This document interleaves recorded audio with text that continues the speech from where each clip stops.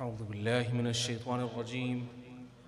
بسم الله الرحمن الرحيم. الحمد لله رب العالمين، والصلاة والسلام على نبينا محمد وعلى آله وأصحابه أجمعين. اللهم رب اشرح لي صدري ويسر لي أمري واحلل عقدة من لساني يفقه قولي. رب زدني علما، رب يسر ولا تعسر وتمم بالخير. ثم أما بعد، الحمد لله. السلام عليكم ورحمة الله وبركاته. Welcome to you, my beloved brothers and sisters, and those who are joining online as well and on the Adhan radio. Marhaban bikum jami'an to another one of our Hadith lessons from Riyadh al-Salihin. Our chapter today is 281 and 282 inshallah. And the name of chapter number 281 is باب النحي عن التناجي عن تناجي اثنين دون الثالث بغير إذنه إلا لحاجة، وهو أن يتحدثا سرا بحيث لا يسمعها. وفي معناه ما إذا تحدثا بلسان لا يفهم. Prohibition of two people holding secret counsel to the exclusion of conversation together a third person. But there is an exception for in the case of emergency to talk with the other person's permission. And as we've said last week, that this talking in a secret way when the third person is not understanding or the fourth person is not understanding includes that you speak in a foreign language that is foreign to the person. And this is common. A lot of us, sometimes we're speaking English and all of a sudden you want to say something, a private joke, you want to maybe make a remark, and you quickly transition to your mother tongue, maybe Bangla or Urdu or Arabic, yeah? And then you could go back to, now if depends what you're saying, depends what your intention is. If it is to harm the person, to speak all of that person in that foreign language or the other language, then this would also fall into this category, which is the prohibition of holding secret counsel while excluding a third or a fourth person. Allah said in the Quran, قال الله تعالى إنما النجوى من الشيطان ليحزن الذين آمنوا وليس بضارهم شيئا إلا بإذن الله. And Allah also says that يا أيها الذين آمنوا إذا تناجيتم فلا تتناجوا بالإثم والعدوان ومعصية الرسول وتناجوا بالبر والتقوى. That all you who believe, if you are to hold councils and have discussions and have to have mashwara and to have shura and to have discussion, then don't make these discussions and these agreements and these counsels in order to disobey Allah or to disobey His Rasul. Rather, make your discussions about piety and obedience to Allah. Now, in terms of the ahadith, hadith number 1598. عن ابن عمر رضي الله عنهما أن رسول الله صلى الله عليه وسلم قال إذا كانوا ثلاثة فلا يتناجى اثنان دون الثالث. وروى أبو داود وزاد قال أبو صالح قلت لابن عمر فأربعة قال لا يضر. ورواه مالك في الموطأ عن عبد الله بن دينار قال كنت أنا وابن عمر عند دار خالد بن عقبة التي في السوق فجاء رجل يريد أن يناجيه وليس معه ابن عمر أحد غيري. فدعا ابن عمر رجلا آخر حتى كنا أربعة فقال لي وللرجل الثالث الذي دعا استأخرا شيئا فإني سمعت رسول الله صلى الله عليه وسلم يقول لا يتناجى اثنان دون واحد. Abdullah ibn Umar radiallahu anhu arda, may Allah be pleased with him and upon his father radiallahu anhuma, Abdullah the son of Umar radiallahu anhu arda, he says, he narrated the Prophet Muhammad say sallallahu alaihi wasallam. Whenever you hear the Prophet's name, please say sallallahu alaihi wasallam. It is only going to bring benefit to you, and the more you say, the more benefit you have. The Prophet Muhammad ﷺ said, in the presence of three people, two should not hold secret counsel to the exclusion of the third. As we've said before, when there are three people, two people are having their own private discussion, excluding the third, no, this is not good. In the version of Abu Dawood, Abu Salih related, I asked Ibn Umar, what if there are four people? He said, there's no harm in that, means the same ruling. Imam Malik reported in his great compilation of Hadith Al-Muwatta that Abdullah ibn Dinar narrated. Ibn Umar, Abdullah ibn Dinar narrated that Abdullah ibn Umar and i.e. Abdullah ibn Dinar, were together in Khalid ibn Uqba's house, which was situated in a marketplace. A man came to consult Sayyiduna Abdullah ibn Umar.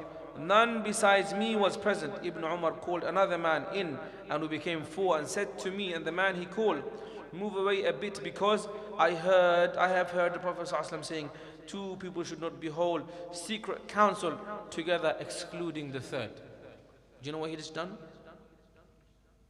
He invited a fourth person, so that when he has a conversation with the other person, it's two. And when the other person is left behind, he's not alone, he's with someone else. So that you shouldn't leave someone out, feeling left out, feeling ignored, feeling, second class, then etc. Some of this stuff we do it very blasé, very normally. It's not even a big deal. Can you step out for a minute? Give us a bit of privacy. This kind of, if it's done for a necessity and for a need, okay. But generally, when it's among friends, when it's among fellow brothers and sisters, the emotions, the feeling of making someone upset, even to that level, that you're leaving them feeling left out, this is not allowed. The Prophet ﷺ forbade it. Look at the sophistication and the beauty and the how delicate and how nuanced our religion and our tashri' and our sharia and our sunnah of the Prophet Muhammad sallallahu alaihi wasallam is. I guarantee that you will not find such a beautiful, such a nuanced, such a sophisticated way and instruction of adab, akhlaq, etiquettes and manners and muasharat, and how to deal with people and muamalat and transactions. All of our elements of our life is clearly legislated, stipulated and guided. Walhamdulillahi Rabbil Alameen. 1599 عن ابن مسعود رضي الله عنه أن رسول الله صلى الله عليه وسلم قال إذا كنتم ثلاثة فلا يتناجى اثنان دون الآخر حتى تختلطوا بالناس من أجل أن ذلك يحزنه. Abdullah ibn Mas'ud, may Allah be pleased with him, narrates that Prophet Muhammad ﷺ has said that when three of you are together, two of you must not converse privately, ignoring the third person, until the number increases, lest the third person should feel left out and grieved and saddened. So three of you are there together, khalas, talk about things that concern all three of you. You want to talk privately, khalas, let someone else come. So there's more people, then you can say, we want to speak privately. Of course, if it's in the case of a pre-planned meeting, you're WhatsApping each other, you're emailing one another, can we have a meeting, can we have a discussion, then you plan that discussion in such a way that it was already planned for it to be a private one-to-one conversation. That's a separate matter. We're talking about in cases where three of you are already together, then you shouldn't make someone feel left out or feel upset, because sometimes, wallahi, it's true, isn't it? When you are left out, all sorts of thoughts might go to your mind, like maybe they don't like me, maybe I've done something wrong, maybe there's something wrong with me, all of this stuff. You don't want to cause someone that kind of grief and upsetness, and this is not allowed according to the sunnah of the Prophet ﷺ. Chapter number 282, and listen attentively. Prohibition of cruelty to a slave or an animal or to anybody, to a servant and the likes. 282 باب النهي عن تعذيب العبد والدابة والمرأة والولد بغير سبب شرعي أو زائد على قدر الأدب. This is a very important chapter, because sometimes you're harming people without even realizing. Maybe in the West and in the UK the element of physical harming is not there, but there's still verbal harm, verbal injustice, abuse sometimes is still there, and it happens a lot of the time. So as for the ayah, قال الله تعالى, Allah said وَاعْبُدُوا اللَّهَ وَلَا تُشْرِكُوا بِهِ شَيْئًا وَبِالْوَالِدَيْنِ إِحْسَانًا, and worship Allah and do not associate partners with Him. وَبِالْوَالِدَيْنِ إِحْسَانًا, and express ihsan and do ihsan towards your parents, towards your father and towards your mother. Ihsan. And then وَبِذِي الْقُرْبَى, and do ihsan to those who are of dhil qurba, those who are relative and next of kin. والمساكين, and to the مساكين, والجار ذي القربى والجار الجنوب, and to the companion by your side, and the wayfarer, and to your neighbor, and to those who are around you, والصاحب بالجنب وابن السبيل وما ملكت أيمانكم, and وابن السبيل, and the wayfarer, and the miskin, and even that which you possess. You know, historically there was slavery, and now someone you may have authority over, like a servant, a staff member, as someone that works under you in your company, in your team. As a supervisor, you manage them, and the whole of that can go into that understanding. Inna Allah la yuhibbu man kana mukhtalan fakhura.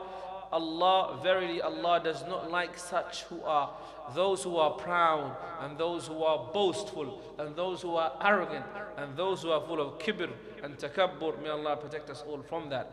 Hadith number 1600, 1600th hadith. عن ابن عمر رضي الله عنهما أن رسول الله صلى الله عليه وسلم قال. Sayyiduna Abdullah ibn Umar رضي الله عنهما وأرضاهما, may Allah be pleased with them both, states that the Prophet صلى الله عليه وسلم has said, عذب امرأة في هرة سجنتها حتى ماتت فدخلت فيها النار لا هي أطعمتها وسقتها إذ حبستها ولا هي تركتها تأكل من خشاش الأرض. Sayyidina Abdullah ibn Umar narrated this most profound, most beautiful hadith, in which the Prophet Muhammad sallallahu alayhi wasallam has said, a woman, a human being, a woman was punished in Jahannam because of a cat which she had confined and tortured until it had died. Actually, confined only, not tortured. So the woman went to Jahannam because she trapped and imprisoned the cat. How so? She did not give the cat anything to eat or to drink when he was confined. Trapped the cat, no food, no drink. Nor did she set the cat free to go and seek its own food and drink, and to provide, seek for its own provision. So what did she do? She imprisoned it, she caged it, she entrapped it, and this was a form of torture. Can you imagine a cat? When you compare to a human being, Allah said, وَلَقَدْ كَرَّمْنَا بَنِي آدَمَ. We have honored human being. لَقَدْ خَلَقْنَا الْإِنسَانَ فِي أَحْسَنِ تَقْوِيمٍ. We have honored and made the human being in the best of forms. But because this is cruelty, this is punishment, this is torture of an animal which Allah gave a soul to, this woman went to Jahannam because of torturing a cat. Subhanallah. That is because as a human being, while Allah has honored you, He's also given you the responsibility of care and compassion, and being a viceroy and a caretaker of the world and the inhabitants of this world, not to be oppressive, cruel people. Nowadays, animal cruelty is a big thing, isn't it? Animal rights, animal cruelty. Subhanallah, our deen, our religion, our Quran, our Sunnah have been profound, have been clear about the rights of animals and animal cruelty from the beginning. We know this story of the woman who went to Jahannam because of cruelty to the cat, but we also know the story of the Prophet ﷺ when he went to when he saw a camel, and the camel came and had tears on its eyes, and the Prophet ﷺ said, who is the owner of this animal?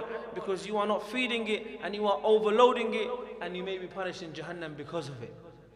Subhanallah, the softness and the kindness and the generosity of the Prophet ﷺ. And that is why Allah said in the Quran, وَمَا أَرْسَلْنَاكَ إِلَّا رَحْمَةً لِلْعَالَمِينَ. We have but sent you as a mercy to all of the worlds, not just human beings, not just to the jinn kind, but to the whole of existence. The whole of existence, the universe, the animals, the insects, the fish in the ocean, everything benefited from the arrival of the Prophet ﷺ, because the Prophet ﷺ taught us such a way that we live in peace with our environment, not damaging it, not overwhelming it. Even so, look at the Prophet ﷺ when he said, when you are even doing wudu at the seaside, at the mouth of a river or an ocean, even then you should not do israf of the water. And now we have people turning deserts into gardens just for their own luxury and for the comforts of their eyes, just because they can. Do you think this is not damaging the ecosystem? Do you think it's not killing off the people and the kinds of ecosystems and the fish and the thing that live, right? And we see the documentaries on BBC and otherwise about how the world is being damaged because of for example, human beings damaging the deforestation, the this, the that. Subhanallah, our deen has already told us about this, that we should take care of the world and not damage it, not be of those who do fasad upon it. Allah said, وَلَا تُفْسِدُوا فِي الْأَرْضِ بَعْدَ إِصْلَاحِهَا. Don't do fasad to the earth after Allah has done islah of it, after Allah has perfected it, beautified it, Allah has neutralized it. Don't do fasad of it. Yes, they're allowed to use from the natural resources of the world, but not to such extravagance that it damages the world. SubhanAllah, our religion is so beautiful, so sophisticated, so nuanced, so balanced. If only we knew. May Allah give us understanding. Hadith number 1601. عن ابن عمر رضي الله عنهما أنه مر بفتيان من قريش قد نصبوا طيرا وهم يرمونه وقد جعلوا لصاحب الطير كل خاطئة من نبلهم فلما رأوا ابن عمر تفرقوا فقال ابن عمر من فعل هذا لعن الله من فعل هذا إن رسول الله صلى الله عليه وسلم لعن من اتخذ شيئا فيه الروح غرضا. Subhanallah, in this hadith, Sayyiduna Abdullah ibn Umar radiyallahu anhu arda is narrating that he says that he is saying that Sayyidina Abdullah ibn Umar, he's saying, I was passing by some young men, some lads of Quraysh, young boys, okay? They thought they're having some fun and they had too much energy, but they were actually being mean. What they had done is, who had tied a bird, okay? At which they were now shooting arrows. So they tied a bird down and they're shooting arrows at the bird. And every arrow that they missed came into the possession of the owner of the bird, meaning the owner of the bird wins because he gets free arrows. That's why he agreed to the scheme, because the more they miss, the more arrows he gets. And if the bird dies, then of course they do what they please. So Abdullah ibn Umar says, radiyallahu anhu, no sooner had I seen them, they dispersed, they went away, they left the bird all trapped and tied down. Thereupon Abdullah ibn Umar said, who's done this? Who is torturing this bird? Who's tied the bird down like this?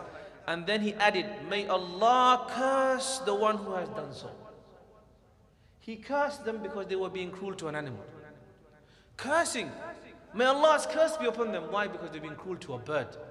This is how serious it is. Animal cruelty is a serious matter. And then he said, verily the Prophet Muhammad ﷺ has cursed anyone who makes a living thing the target of one's marksmanship. You want to do target, go make a board. Go do something else. Go and play darts if you want. But make sure it's not an animate object. Make sure it's not an animal. Make sure you're not harming someone. And we see, La hawla wa la quwwata illa billah, astaghfirullah. We see sometimes how they torture human beings. People who are tortured in the places like Guantanamo Bay, how they used to torture them unfairly, without trial, without any justice. And other places when they went and destroyed Iraq and killed millions of people, how they used to make human beings into targets. They used to throw darts at them, they used to attack them with all sorts of disgusting, filthy torture and objects. La'natullahi, may Allah curse them all. This dua, cursing them, is actually from the Sunnah. Because the Prophet ﷺ cursed those who torture, even a bird or even an animal. So what about those who torture human beings? And we're seeing the footage and the pictures of coming from doctors, medics who are being found in mass graves with hands zip-tied behind their back, tortured. Doctors are working, they're wearing their work clothes, their scrubs, whatever you call them, children, women, tied behind their backs, and then they were shot at point blank or killed through torture and then buried in mass graves. Where? In Ash-Shifa hospital, in places which are protected by all sorts of human rights. But when you're Muslim, when you're Palestinian, when you're Ghazan, nothing, you have no rights. La'natullahi alayhi. May Allah curse these people who have done this. May Allah curse them in this dunya and the akhirah. May Allah guide them, and if guidance is not written for them, may Allah curse them in Darul, in this dunya. May Allah deal with them in a way that they deserve. Ameen ya Rabbil Alameen. May Allah heal the hearts of the believers and the oppressed by seeing their destruction of the oppressors. Ameen ya Rabbil Alameen. This is a serious matter. Look, even animals are not allowed to be cruel to, and look what they're doing to doctors. Subhanallah, and human beings, innocent children. La hawla wa la quwwata illa billah. May Allah stop the criminals. Ameen ya Rabbil Alameen. And then the next hadith, 1602. عن أنس رضي الله عنه وارضاه قال نهى رسول الله صلى الله عليه وسلم أن تصبر البهائم. Anas ibn Malik رضي الله عنه وارضاه narrated that the Prophet Muhammad ﷺ has forbidden and forbade animals to be tied as targets. You want to have target? Go and find something else. Don't make it anything that has a soul in it, that can feel pain. 1603 عن أبي علي سويد بن مقر قال لقد رأيتني سبعة من بني مقرن ما لنا خادم إلا واحدة لطمها أصغرنا فأمرنا رسول الله صلى الله عليه وسلم أن نعتقها. Abu Ali, Suwaid ibn Muqarrin, may Allah be pleased with him, narrated, I was the 7th child of Banu Muqarrin, and we had only one slave girl. When the youngest of us once slapped this girl, wrongfully slapped her, the Prophet ﷺ ordered us that she should be freed. And look at today, subhanAllah, people get servants and they abuse them. They hit them, they smack them, they hold them hostage. They feel like they own them and their families and their children. You know, this whole concept of working in someone's house, generation upon generation, from father, grandfather to father. Yeah, you have some, where is the humanity? Where they're human beings just like you. They have dreams just like you. They have dignity just like you. You know, subhanAllah, the way people treat human beings. You're not talking about faraway places or faraway history. In London, we hear stories from time to time. They get people illegally, immigration, and their visa runs out and they enslave them in the house. A woman, a man, and they make them work for a lifetime and say, oh, your whole family is dependent upon us. And they give them scraps here and there, and they feel like they own. This is called modern day slavery. This is called human trafficking. And it happens today, it happens in London. It may even be happening in Shadwell. We don't know, but abuse of human beings, it happens. We can't allow this, brothers and sisters. We cannot allow this to happen. And if you are someone who knows that this is happening, and you are sat silent, you are complicit. You are to be blamed. You must stand for justice. Allah said in the Quran, "Kunu qawwamina bil qist shuhada lillah." Remain standing for justice. Shuhada lillah, witnesses for Allah. Even if it's against yourself or those who are close to your relative, just because it's your cousin doing it or your brother doing it, doesn't make it right. So abuse, harming people, animal cruelty to anybody, is not jaiz. Subhanallah, our Prophet ﷺ, the best of character, the best of teachers, Sayyiduna Anas ibn Malik says, I served the Prophet ﷺ voluntarily. I used to serve him voluntarily. I used to bring his shoe. I used to bring his miswak. I used to bring him water. I used to go with him. I used to travel with him. He said, I served him for 10 years. And he said, not once in the entire 10 years did he once say to me, why did you do this? And why didn't you do it like that? Why he did not reprimand me, he did not strike me, he did not hurt me, he did not harm me. And this was Anas ibn Malik, a small boy, 10 years old, when the Prophet ﷺ met him. And he is Rasulullah, Sayyidu Waladi Adam. Even if he did, no one would say anything to him. And not once did he reprimand him verbally, let alone physically. He never harmed anyone physically or verbally. And if someone became the enemy of the Prophet ﷺ, it was because they became an enemy to Allah. Subhanallah, this is our teacher, this is our example, this is our qimma, this is our Sayyid, our master, our teacher. And that's why we're learning his sunnah and his hadith and his life, so that we can be inspired and emulate, take characteristics, things by thing, so that we can become, you know, from the best, most rewarding actions is to have good character and to have the character of the Prophet ﷺ. In how we treat others, yes. It's not enough that you pray tahajjud and you pray 5 salawat, but you're a cruel, mean person. You're an evil person. No one wants to be around you. You do ghiba. Your tongue is corrupted. Your mind is corrupted. You love to spread rumors. You love to spread gossip. You love to hate on others. You're full of hasad. You're full of jealousy. You're full of takabbur. And you think you're self-righteous. Oh, I'm good. I'm this. I'm a big contributor. I'm a big person. Fear Allah. Fear Allah. Know what's happening. Allah knows everything. Allah knows our hearts. Allah knows our minds. May Allah guide us and protect us all. Ameen ya Rabbil Alameen. 1604 عن أبي مسعود البدري قال كنت يا رب, this hadith is so nice. عن أبي مسعود البدري قال كنت أضرب غلاما لي بالصوت فسمعت صوتا من خلفي أعلم من خلفي يقول يعني اعلم أبا مسعود فلم أفهم الصوت من الغضب فلما دنا مني إذ هو رسول الله صلى الله عليه وسلم فإذا هو يقول اعلم يا أبا مسعود إن الله أقدر عليك منك على هذا الغلام. اعلم أبا مسعود أن الله أقدر عليك منك على هذا الغلام.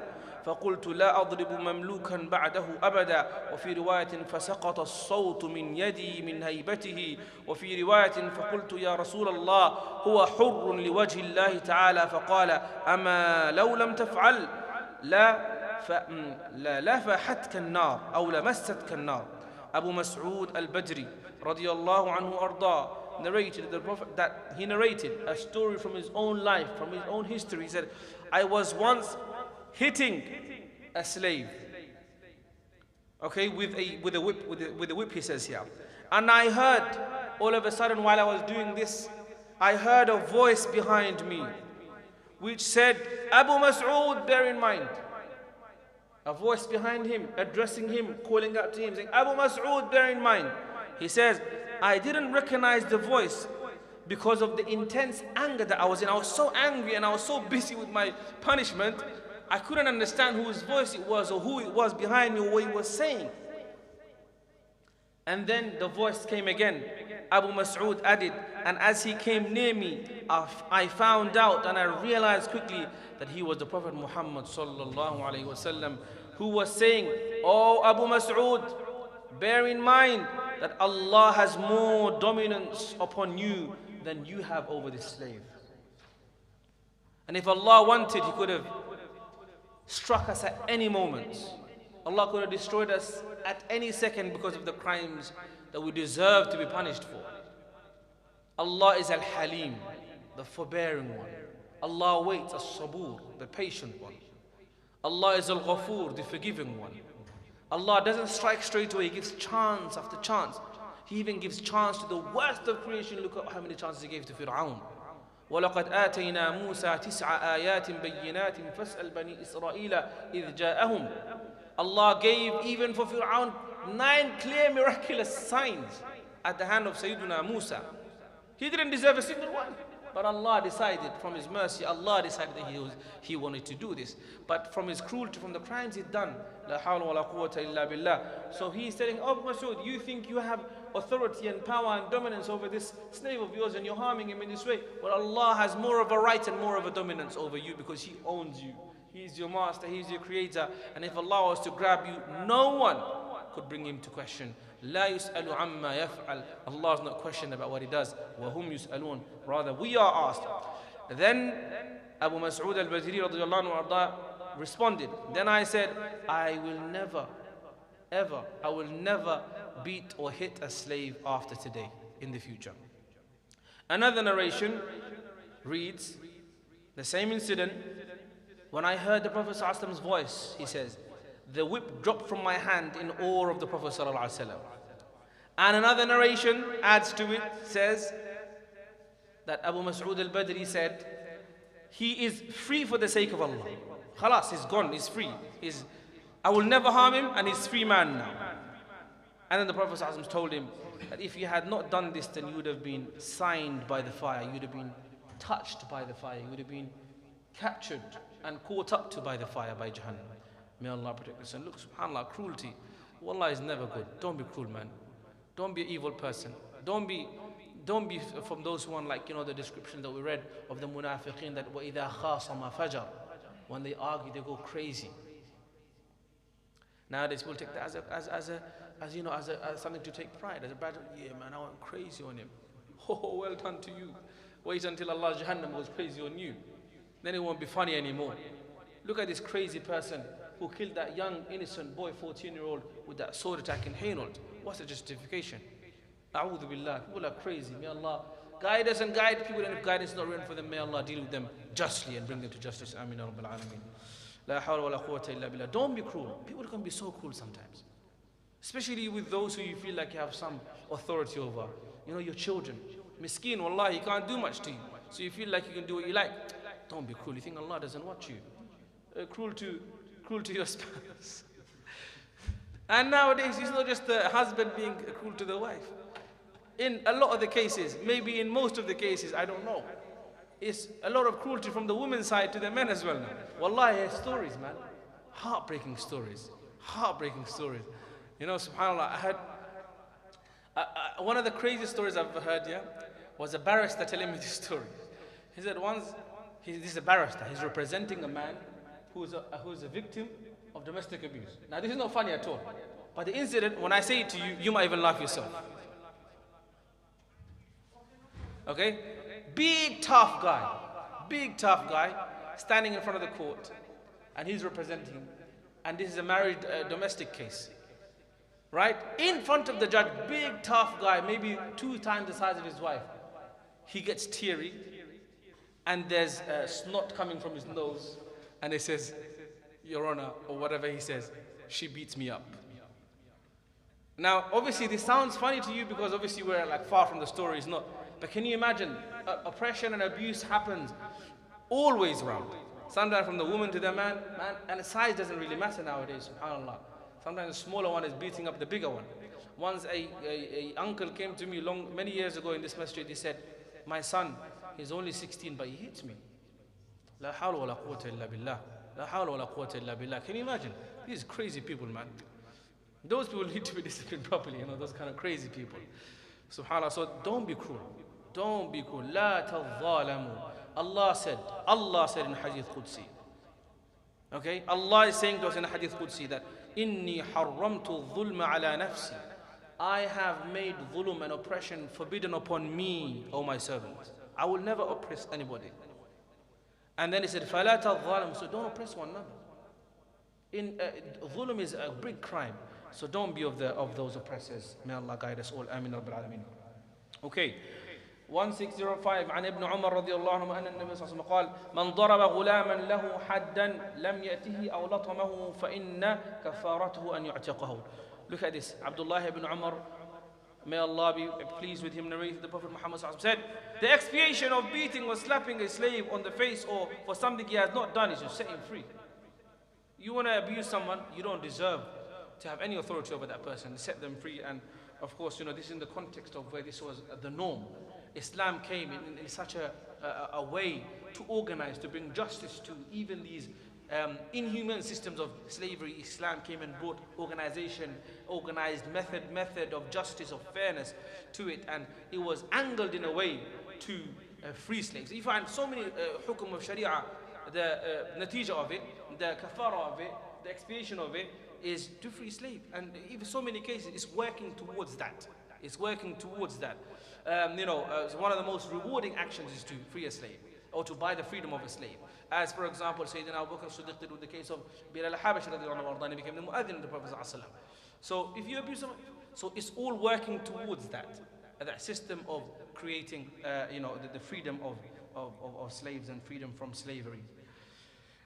Next, 1606 عن هشام بن حكيم عن هشام بن حكيم بن حزام رضي الله عنهما أنه مر بالشام على أناس من الأنباط وقد أقيموا في الشمس وصبوا على رؤوسهم الزيت فقال ما هذا؟ قيل يعذبون في الخراج وفي رواية حبسوا في الجزية.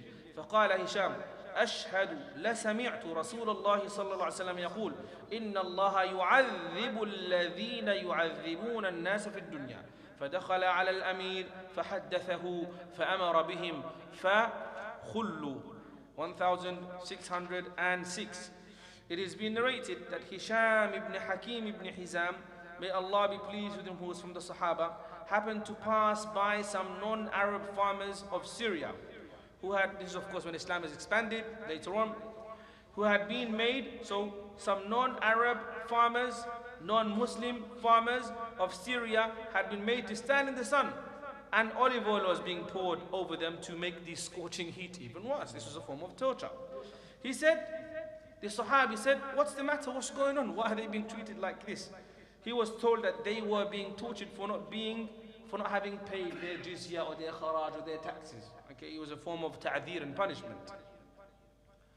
Thereupon, Hisham ibn Hakim ibn Hizam radiallahu anhu said, he said to them, I bear witness I bear witness, inni ashhadu, I bear witness that indeed I have heard the Prophet ﷺ saying that Allah will punish and torment and torture those who torture people in this world.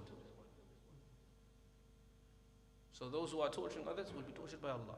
And the torture of Allah is much worse and much more severe and much longer lasting than the punishment that anyone can bring to anybody. Then he proceeds towards their governor. So then they reach this hadith that was being narrated now by Hisham ibn Hakim ibn Hizam has now reached the governor, and he reported the hadith to him, and the governor said, let them all go, let them free, because this is not right, and the hadith of the Prophet ﷺ is a decisive matter here. 1607 عن ابن عباس رضي الله عنه وقال رأى رسول الله صلى الله عليه وسلم حمارا موسوم الوجه فأنكر ذلك فقال والله